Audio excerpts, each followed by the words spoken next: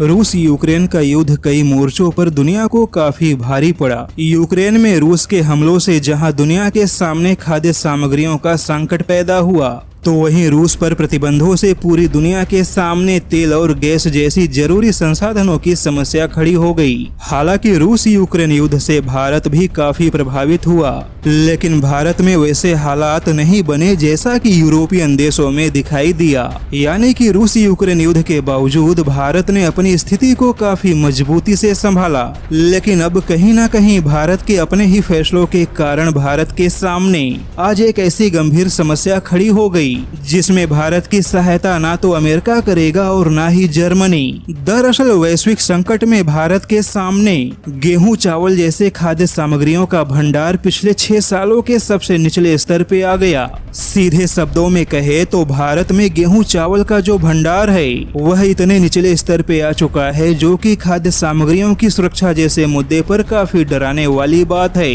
FCI जैसी एजेंसियों के पास गेहूं और चावल का स्टॉक तेजी से कम हो रहा है। ऐसे में आवश्यक है कि भारत को दुनिया को खाद्य सामग्रियों की सुरक्षा की गारंटी देने के बजाय खुद के खाद्य सामग्रियों के भंडार को बढ़ाना चाहिए। जैसा कि यूक्रेन संकट से दुनिया में खाद्य सामग्रियों की समस्या पैदा हुई, तब जर्मनी और अमेरिका जैसे देशों ने भारत के सामने खाद्य सामग्रियों की समस्या का मुद्दा उठाया और भारत ने भी बढ़ चढ़कर दुनिया के खाद्य सामग्रियों की समस्या के प्रति अपनी जिम्मेदारियों को संभाला। हालांकि भारत में अभी भी चावल का स्टॉक ठीक ठाक है, लेकिन गेहूं का तेजी से कम होता भंडार भारत की चिंता बढ़ा रहा है और भारत की यह चिंता पूरी दुनिया के लिए एक बड़े खतरे की घंटी होगी, क्योंकि अब भारत कहीं ना कहीं गेहूं से बने हर चीज पर प्रतिबंध लगाने की तैयारी कर रहा है ताकि भारत में अपने गेहूं के भंडार को संतुलित किया जा सके।